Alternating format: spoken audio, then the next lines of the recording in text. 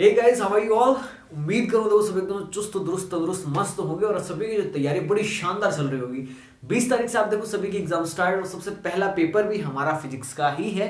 तो इसी क्रम में देखो हम लोग सभी इंपॉर्टेंट क्वेश्चंस को लेकर चल रहे हैं हमारे पूरे सिलेबस के। आप सभी को देखो इंपॉर्टेंट क्वेश्चंस की पूरी पेपर की जो पीडीएफ है वो भी मैं अवेलेबल करवा रहा हूँ टेलीग्राम चैनल के अंदर। फटाफट देखो शुरू करते हैं। आज हम बात करेंगे हमारे चैप्टर नंबर जो 6 है उसकी। इससे पहले हमने 5 चैप्टर्स की देखो बात कर ली, सभी इंपॉर्टेंट क्वेश्चंस की।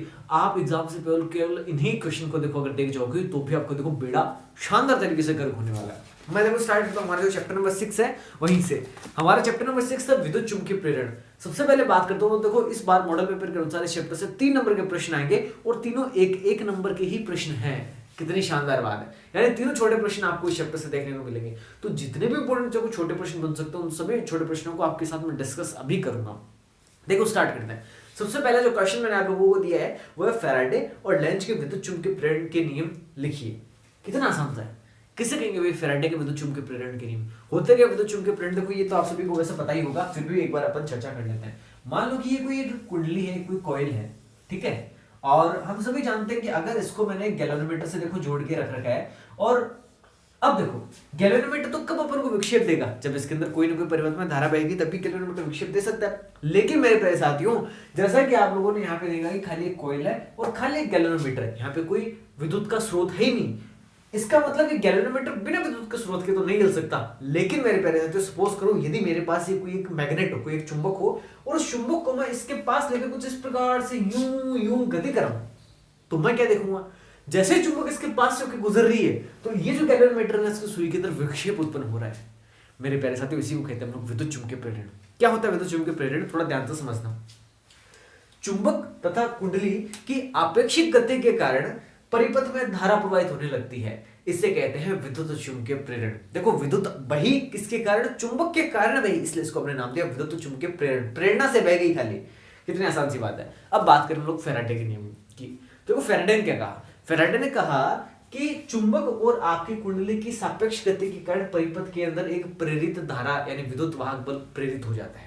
पहली बात। दूसरी बात इन्होंने ये कही कि जो प्रेरित विद्युत वाहक बल है ना, ये ईएमएफ जो है जो प्रेरित हो रहा है, इसका मान इस परिपथ या इस परिनालिका या इस कुंडली से संबंध फ्लक्स में परिवर्तन की जो दर है ना उसके क्या होता है, बराबर होता है। आप समानुपाती भी बोल सकते हैं, इसको कोई समस्या वाली बात नहीं है। देखो फ्लक्स में परिवर्तन, डी का मतलब होता है परिवर्तन, तो फ्लक्स में परिवर्तन की दर हमेशा बदलता है समय के साथ। तो ये होती है आपके ईएमएफ का मान, प्रेरित विद्युत वाहक बल कुछ इस प्रकार से होता है। ये बात होगी फैराडे आपके जो है ना आपके क्या नाम फैराडे इसके नियम की। अब बात करते हैं लेंज के नियम की। तो देखो इसी प्रश्न में मैंने आपसे ये पूछ लिया कि लेंज का नियम भी आप बता दो। क्या होता है लेंज का नियम, बड़ी सिंपल सी बात है भाई। ये अगर 30 मार्क है तो जो लेंज वो 40 मार्क है ना, यानी इससे 2 कदम आगे वो सोचता है। उसने देखो इसके सिद्धांत को थोड़ा सा पढ़ा, इसके अंदर इसको यूं लगा कि यार कुछ ना कुछ थोड़ी सी कमी है, मिस्टेक है, उस मिस्टेक को मैं दूर कर देता हूं। तो इन्होंने क्या किया, कुछ नहीं किया, इस फॉर्मूले के अंदर आगे माइनस का निशान वो लगा दिया। अब सुनना लेंज का नियम कितना आसान क्या कहता है। लेंज कहते हैं कि प्रेरित विद्युत वाहक बल की दिशा सदैव इस प्रकार होती है कि वो हमेशा उस कारण का विरोध करेगा जिसके कारण उसकी उत्पत्ति हुई है। इसकी उत्पत्ति क्यों हुई थी, इस फ्लक्स में परिवर्तन के दर के कारण हुई थी या फ्लक्स परिवर्तन के कारण हुई थी, तो इसके लिए क्या करेगा, विरोध करेगा। तो विरोध को अपन फिजिक्स में कैसे दर्शाएंगे, माइनस के निशान द्वारा दर्शा देंगे। और ये हमारा क्या हो गया फैराडे और लेंज का नियम होगा। कितना आसान सा है। इसी प्रश्न में देखो मैंने आपसे आगे ये भी पूछा है, लेंज का नियम किस भौतिक राशि के संरक्षण की पालना करता है। ध्यान रखना मेरे प्यारे साथियों, जो लेंज का आपका नियम है ना वो ऊर्जा संरक्षण के सिद्धांत की पालना करता है। कितनी आसान सी बात थी। आगे बढ़ेंगे।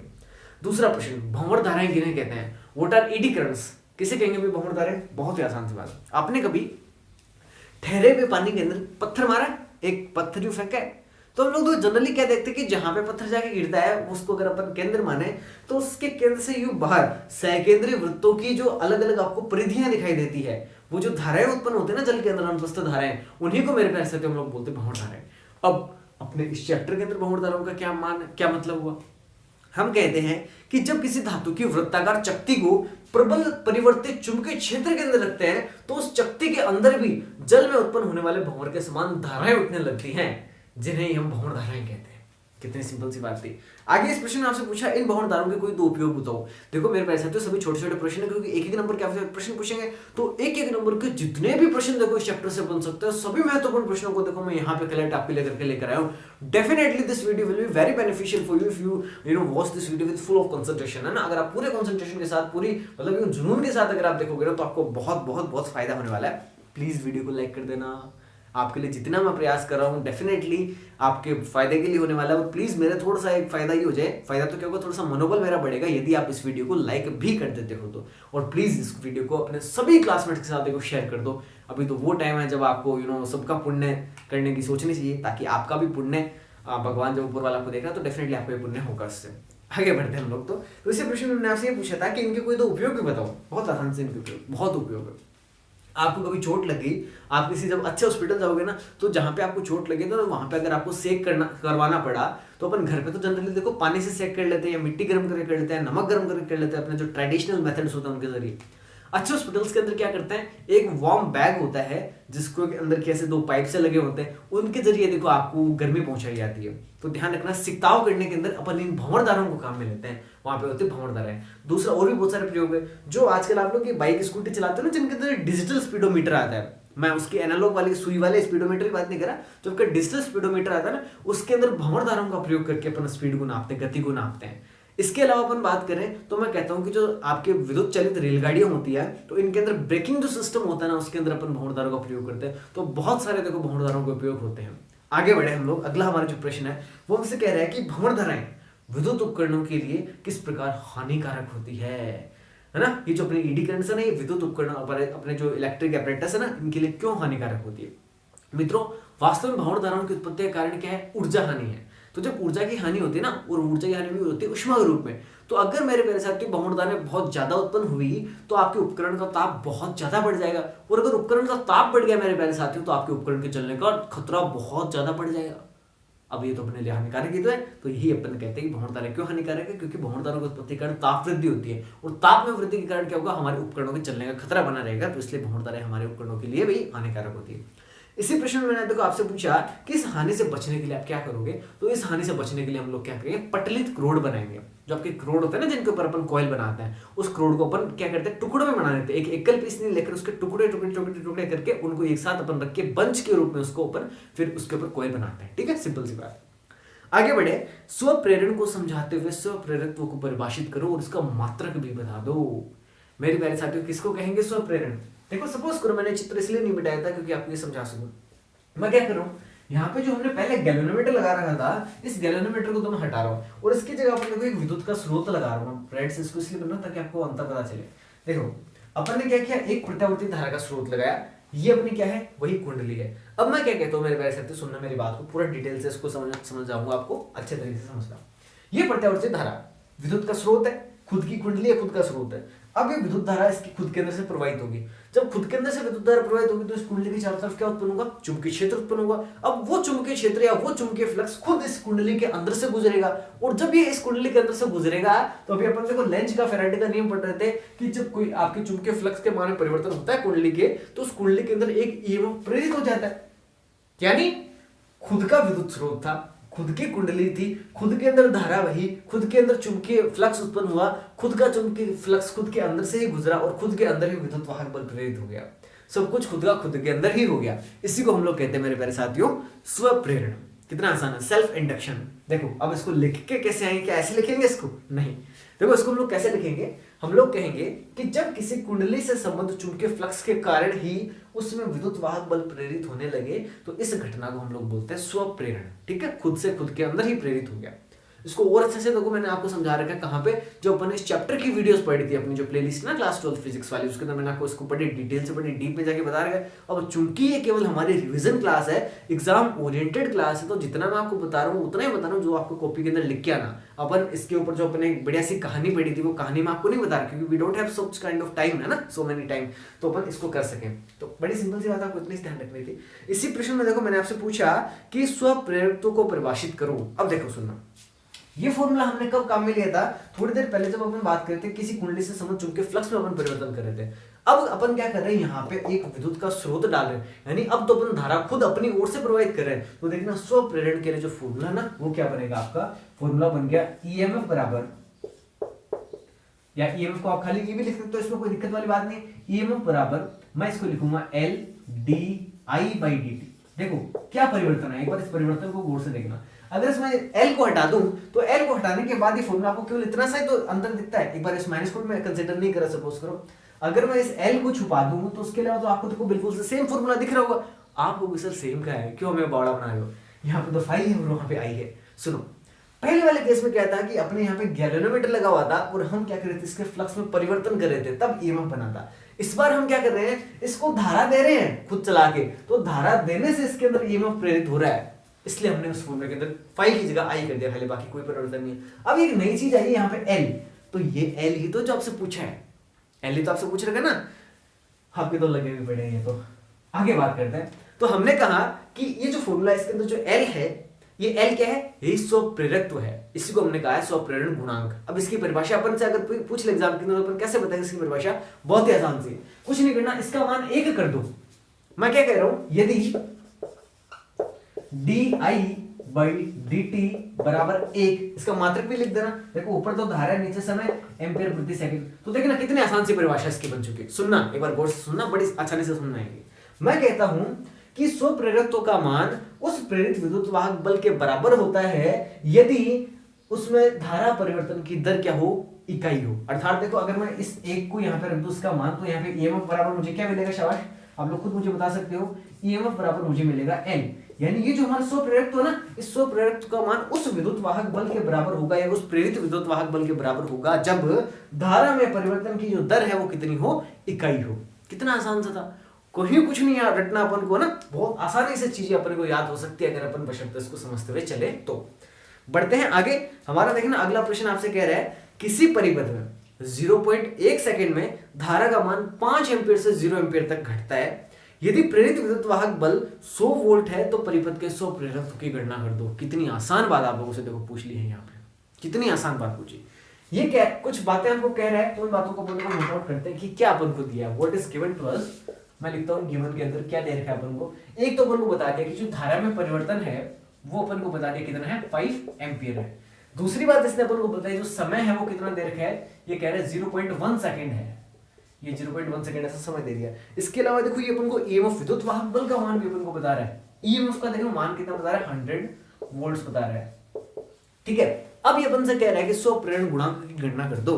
यानी ये वाला फॉर्मूला अभी भी अपन ने लिखा है, इस फॉर्मूले का यूज करके फटाफट एल का मान ज्ञात कर दो। तो देखो यहां से अपन को एल का मान ज्ञात करना है, ये अपन को टू गेट। अब देखो वो हमारा फॉर्मूला रहा, क्योंकि हम जानते हैं क्या, E बराबर हम पढ़ चुके L D I by D T. तो देखो अप्लाई करते हैं हमारे फॉर्मूले को, तो E की जगह तो देखो हमें दे रखा 100, L का मान अपन को नहीं पता, DI का मान देखो ये अपना कितना है 5 है, बट्टा T का मान कितना है 0.1 देखो दे रखा है अपन को। अब देखो इस पॉइंट को अपन हटाएंगे तो ऊपर 50 आ गया, सिंपल सी बात है। अब देखो आप 50 से इसको सॉल्व करोगे कितनी बार आएगा, 50 टाइम दो बार आता है, तो L = 2 और इसका मात्रक होता है हेनरी, ये आ गया 2H का मतलब है यहाँ पे हेनरी। इसका मतलब अगर अपन को ये कंडीशन देकर अपन से स्वप्रेरकत्व का मान पूछा तो स्वप्रेरकत्व का मान अपन को कितना प्राप्त हुआ, 2 हेनरी अपन को प्राप्त। कितना आसान सा एक नंबर का छोटा प्रश्न जो है न्यूमेरिकल के रूप में आपसे पूछा जा सकता है, क्योंकि इस चैप्टर से आपके छोटे वाले प्रश्न ही आएंगे, तो इतने छोटे छोटे जो न्यूमेरिकल वो 1 नंबर की कैटेगरी में हम लोग रख सकते हैं। This question fits into our category, that is why I have chose this question for your paper. ठीक है, बहुत ही आसान सी बात है, मतलब कहीं कोई आप अटकने देगी नहीं है, ऐसी बातें। आगे चलते हैं, तो देखना अगला हमारा प्रश्न है छठा कि किसी परिनालिका का स्वप्रेरकत्व कितना होता है यदि किसी परिनालिका में धारा परिवर्तन की दर 4 एम्पीयर प्रति सेकंड होने पर उसमें 20 मिलीवोल्ट का विद्युत वाहक बल प्रेरित होता है, तो परिनालिका का स्वप्रेरकत्व क्या होगा। कितनी आसान सी बात देखो आप लोगों से पूछ रही। तो पहले तो आपसे परिनालिका का स्वप्रेरकत्व पूछा है, तो आप लोग ध्यान रखना स्वप्रेरकत्व अपन लोग L से दर्शाते हैं, और L का मान क्या होगा, म्यू आपके mu naught n pi r square, R को स्मॉल ले सकते हो कैपिटल ले सकते हो बट्टा एल। ये क्या आ गया हमारे लिए, अगर कोई हमारे पास परिनालिका है तो उस परिनालिका के अंदर स्वप्रेरकत्व का मान क्या होगा, ये वाला परिनालिका के लिए स्वप्रेरकत्व का फॉर्मूला है। अब देखो आगे आपसे एक न्यूमेरिकल पूछा है जो इसी क्वेश्चन के अंदर, ये न्यूमेरिकल सेम टू सेम इसके जैसा है, जैसा अपन ने अभी किया है, बिल्कुल सेम टू सेम। यहाँ पे क्या दे रखा है आपको, धारा परिवर्तन की दर दे रखी है। धारा परिवर्तन की दर देखो ये di/dt, धारा में परिवर्तन की दर, इसका मान आपको देखो कितना बता रखा है, 4 एम्पीयर प्रति सेकंड। यानी ये मान देखो आपको सीधा सीधा 4 एम्पीयर प्रति सेकंड दे रखा है, इसका मान आपको 4 दे रखा है, और इसका मान आपको ईएमएफ का मान भी दे रखा है क्या, 20 मिलीवोल्ट, इसका मान 20 मिलीवोल्ट दे रखा है। तो पहले तो 20 मिलीवोल्ट को वोल्ट में कन्वर्ट कर लेना, उसका मान यहाँ पे रख के और इसका मान 4 यहाँ पे रख देना, उस 4 से इधर इसको काट देना। 20 मिलीवोल्ट है तो उसको आप कन्वर्ट करो तो 20 गुणा 10 की घात -2 वोल्ट आएगा, तो 20 गुणा 10 की घात -2, और इधर एल के साथ गुणा में रहेगा आपके 4 इसके बट्टा में आएगा, 20/4 होगा 5, तो 5 गुणा 10 की पावर -2 हेनरी, ये इसका उत्तर आ जाएगा। कितना आसान सा है, ये आपको खुद करना है, कुछ तो करो, है ना, सब मैं थोड़ी करूंगा। आगे बढ़ते हैं, मैंने आपको उत्तर बता दिया, निकालेंगे कैसे वो भी पूरा बता दिया। अगला देखना आपका प्रश्न है, अनन्य प्रेरण को समझाते हुए अनन्य प्रेरण गुणांक को परिभाषित करो। बहुत ही आसान सी बात है, देखना मेरे प्यारे साथी, मैं आपको अनन्य प्रेरण को समझाता हूँ। अपन यहाँ पे ये वाली जो जगह ना, इसको अपन काम में ले सकते हैं, या इसको भी मैं हटा दूं तो भी चलेगा, कोई दिक्कत वाली बात है नहीं, अपने कोई काम नहीं। देखो अनन्य प्रेरण किसे कहेंगे अपन, अनन्य प्रेरण, मान लो कि अपने पास एक ये कुंडली है, ठीक है, जिसको कि हमने एक प्रत्यावर्ती धारा के स्रोत के साथ में जोड़ रखा है, ठीक है, बड़ी सिंपल सी बात है। अब इसके सामने मैं कोई देखो दूसरी कुंडली भी लेके आ रहा हूँ, मान लो ये इसके सामने एक मैं दूसरी कुंडली है, वो मैंने लाके रख दी, और इस कुंडली में धारा बह रही है कि नहीं इसका पता लगाने के लिए मैंने मान लो कि कोई एक गैल्वेनोमीटर इसके साथ जोड़ दिया। अब सुनना मेरे प्यारे साथी, चूंकि इसके साथ प्रत्यावर्ती धारा का स्रोत जुड़ा है, तो इस वाली कुंडली के अंदर धारा आई बहेगी, इसमें कोई दो राय नहीं। अब इससे जब धारा बहेगी तो उससे चुंबकीय फ्लक्स भी उत्पन्न होगा। मान लेता हूं कि वो जो फ्लक्स है इस दूसरी वाली कुंडली के लिए उसका मान है फाई बी, ठीक है भाई, इसका जो फ्लक्स है ना वो इसके अंदर से गुजरेगा, ये धारा आई ए है, इसको अच्छा ए बी क्या चीज है, ये हमारी पहली कुंडली को मैंने नाम ए दिया है, जो हमारी दूसरी कुंडली इसको नाम मैंने बी दे रखा है, समझ गए, इतनी आसान सी बात है। अब सुनना किसको कहेंगे हम लोग अनन्य प्रेरण, बहुत ही आसान सा। एक कुंडली के अंदर हमने देखो धारा प्रवाहित कराई, हमने क्या देखा कि जैसे दूसरी कुंडली उसके पास हम लोग लेकर आए तो इस वाली कुंडली के गैल्वेनोमीटर के अंदर भी विक्षेप आ गया। इन दोनों का कोई आपस में कनेक्शन नहीं है, there isn't any connection between these two coils, but still there is a current, यानी फिर भी इसके अंदर देखो धारा बह रही है। इसका मतलब क्या है कि जब इसका चुंबकीय फ्लक्स इसकी कुंडली के अंदर से गुजरेगा तो इसकी खुद की कुंडली के अंदर भी तो क्या होगा, अनन्य प्रेरण के कारण एक ईएमएफ, एक विद्युत वाहक बल उत्पन्न होगा, और वो विद्युत वाहक बल उत्पन्न होगा तो उसका पता हमें कौन लगाएगा, ये हमारा गैल्वेनोमीटर लगा के देगा। कितनी आसान सी बात है। तो सुनो, इसको अपन लिख के कैसे आएंगे कि जब किसी कुंडली से संबद्ध फ्लक्स के कारण किसी अन्य कुंडली में प्रेरित विद्युत वाहक बल उत्पन्न होता है तो यह घटना अनन्य प्रेरण कहलाती है। कितनी सिंपल सी बात थी। अब इसको हम लोग फॉर्मूले का रूप भी दे सकते हैं, कैसे, यदि मैं देखो आपके लिए इसको यूं लिखूं कि फाई बी, ये जो दूसरी वाली कुंडली ना, इससे संबंध जो फ्लक्स का मान है वो किसके बराबर, एम आई ए के बराबर, यानी पहले वाली कुंडली में जो धारा बह रही है ना उसके कारण यहाँ पे फ्लक्स उत्पन्न हुआ और दूसरी कुंडली के अंदर से वो गुजरा, और दूसरी कुंडली से गुजरने वाले फ्लक्स का मान कितना है, हमने कहा 5b है। तो ये आ गया हमारे लिए अनन्य प्रेरण गुणांक के लिए संबंध। अब अपने से देखो यहाँ पे ये पूछ सकते हैं कि m क्या चीज है, भाई नई चीज एम आई है, वो क्या है, तो हम कहेंगे ये जो हमारा m है ना इसको हम लोग बोलेंगे अनन्य प्रेरण गुणांक। ठीक उसी प्रकार जिस प्रकार से हमने यहाँ पे इस l को नाम दिया था स्व प्रेरण गुणांक, वैसे ही ये यहाँ पे क्या है, अनन्य प्रेरण गुणांक। अब आपसे जैसे यहाँ पे स्व प्रेरण गुणांक की परिभाषा हमने निकाली थी, ठीक उसी प्रकार से अनन्य प्रेरण गुणांक की परिभाषा कोई पूछ रहे तो फिर से वही काम करना। यहाँ पे आप क्या करो, इस I को ना IA को, यदि IA बराबर क्या हो 1 एम्पियर हो जाए तब आप क्या कर सकते हो, इसको बहुत आसानी से देखो ये लिख सकते हो कि यहाँ पे मैंने मान 1 रखा तो 5b बराबर m। अब देखो इससे निकाल सकते हैं अपन परिभाषा, मैं कह रहा हूँ डेफिनेटली निकाल सकते हो। हम क्या कहेंगे कि किन्हीं दो कुंडलियों से संबंध अनन्य प्रेरण गुणांक का मान उस कुंडली से संबंध उस फ्लक्स के बराबर होगा जब प्राथमिक कुंडली में प्रवाहित धारा का मान कितना हो, 1 एम्पीयर हो। कितने आसानी से देखो परिभाषा आई, कुछ भी नहीं रटना पड़ा। मतलब मैं कह रहा हूँ कि 20 मिनट की क्लास के अंदर आपको पूरा चैप्टर रिवाइज हो रहा है और ये 3 नंबर आप कहीं नहीं कटेंगे, ऐसी मेरी पूरी आशा आप लोगों से रखी जा सकती है। आगे बढ़ते हैं, अगला प्रश्न है हमारा, युग्मन गुणांक से आप क्या समझते हैं। युग्मन गुणांक मतलब कपलिंग कांस्टेंट की अपनी बात हो रही, जिसको अपन कैपिटल के से रिप्रेजेंट करते हैं। L1 व L2 सो प्रेरकत्व वाली कुंडलियों के मध्य महत्तम अनन्य प्रेरकत्व कब होगा। बहुत आसान सी बात है। देखो हम लोग जानते हैं कि यदि सपोज करो हमारे पास कोई कुंडली है, कोई दो कुंडलियां, जैसे इनकी बात कर लेते हैं, ठीक है, इन दो कुंडलियों के ऊपर बात करते हैं। मान लेता हूं कि इस कुंडली का जो स्व प्रेरण गुणांक है वो है L1, इस कुंडली का स्व प्रेरण गुणांक है मान लिया L2, और इन दोनों का जो अनन्य प्रेरण गुणांक है वो कितना है, M है। तो इनके बीच में एक संबंध होता है। अब वो संबंध क्या होता है मेरे प्यारे साथियों, वो संबंध होता है ये कि m बराबर k रूट L1 गुणा L2, ये होता है इनके बीच में संबंध। आसान सी बात है। अब मैं क्या कहता हूं आपको कि सपोज करो, सपोज तो चलो करते नहीं, पहले एक बार अपन गुण गुणा की परिभाषा देते, उसके बाद अपन सपोज ही करना, सब कुछ सपोज ही कर रहे हैं, टाइम से अपन है ना, और कर क्या रहे हैं। मैं आपसे कहता हूं कि यहां पर आपको देखो एक नियतांक दिखाई देता है, ये जो नियतांक है ना, इसी को हम लोग नाम देते हैं गुण गुणांक। अब इसको आप एग्जाम में कैसे लिखे होगे, बहुत सिंपल से, वो बात जो मैंने अभी आपको बताई कि माना दो कुंडलियां जिनका स्वप्रेरण गुणांक L1 L2 है तथा अनुन्य प्रेरण गुणांक M है, तो उनके मध्य निम्न संबंध होता है। कौन सा निम्न, ये वाला निम्न संबंध होता है। फिर अपन नीचे क्या लिखेंगे, यहाँ K एक नियतांक है जिसे ही कुंडलियों के लिए जिसे ही कुंडलियों के लिए हम लोग क्या कहते हैं, युग्मन गुणांक कहते हैं। बहुत आसान सी बात है। अब इसी प्रश्न में आपसे पूछा कि आपके इस अनुन्य प्रेरण गुणांक ना, इसका मान अधिकतम कब होगा, तो बड़ी सिंपल सी बात है, जब इस K का मान 1 होगा। जब K बराबर कितना होगा, 1 होगा ना, तो उस कंडीशन में M बराबर आपके क्या आएगा, अंडर रूट L1 गुणा L2 आएगा। तो इस केस के अंदर आपके लिए जो अनुन्य प्रेरण गुणांक उसका मान क्या होगा, अधिकतम आएगा। बहुत सिंपल सी बात है, 1 नंबर के अंदर आपसे पूछी जा सकती है।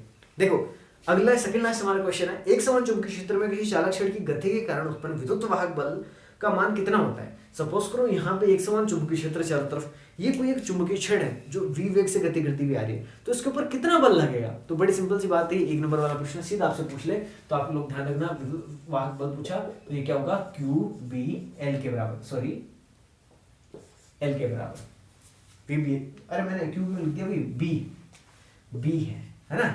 देखो सिंपल सी बात है, ये मान लो कि v वेग से गति करता हुआ B वेक्टर चुंबकीय क्षेत्र के अंदर प्रवेश कर रहा है, जिसकी लंबाई यदि L है, तो इसके ऊपर जो प्रेरित विद्युत वाहक बल का मान वो कितना होगा, EMF का मान BVL होगा। इसको VBL भी लिख सकते हो, BVL भी लिख सकते हो, गुणा में कोई फर्क नहीं पड़ता, आगे पीछे करने से, ठीक है। बड़ी सिंपल सी बात है। आगे देखना हमारा लास्ट प्रश्न है आज का, वो कहता है स्वप्रेरण में संचित चुंबकीय स्थितिज ऊर्जा को समझाओ।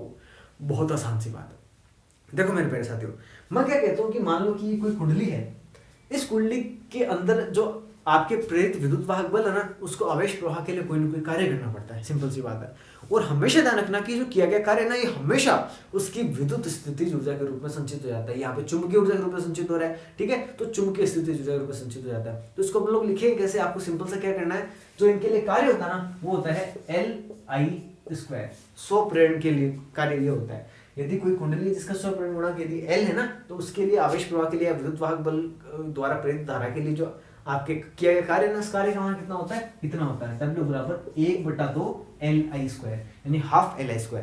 ये जो किया गया कार्य है ना मेरे प्यारे साथियों, इसी को हम लोग क्या कहते हैं, इसकी विद्युत स्थितिज ऊर्जा के रूप में या चुंबकीय स्थितिज ऊर्जा को संचित करते हैं। तो अगर आपसे पूछे ना चुंबकीय स्थितिज ऊर्जा, तो बड़ी सिंपल, तो W की जगह आपको खाली U करना है, यानी आप क्या लिख सकते हो, U बराबर हाफ Li²।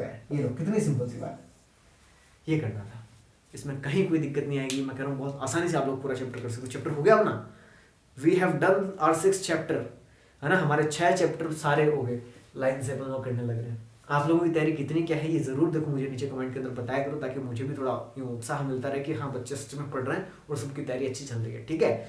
उम्मीद करता हूँ, आशा करता हूँ कि वीडियो के लिए बेनिफिशियल रही होगी। अगर ऐसा है तो प्लीज़ भाई वीडियो को लाइक शेयर सब्सक्राइब तो कर देना, है ना, कहीं कोई कहना नहीं पड़े। धन्यवाद, जय हिंद। नेक्स्ट वीडियो के अंदर हमारी फिर से मुलाकात, धन्यवाद।